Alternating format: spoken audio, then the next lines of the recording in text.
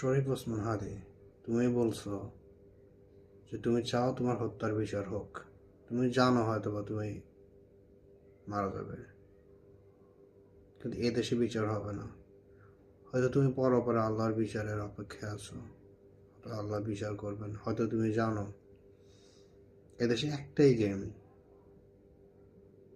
ঘটনা ধামাচাপা দেওয়া। এই ঘটনার জন্য যারা দায়ী তারা এই ঘটনার বিচার করে এবং তারা ভিকটিম বানাবে। দাড়ি, টুপি, তাদের একটাই শব্দ, উস্কানি।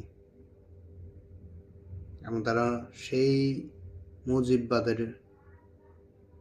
চর্চা করছে, সেই একই চর্চা যেটা 1974 করেছিল।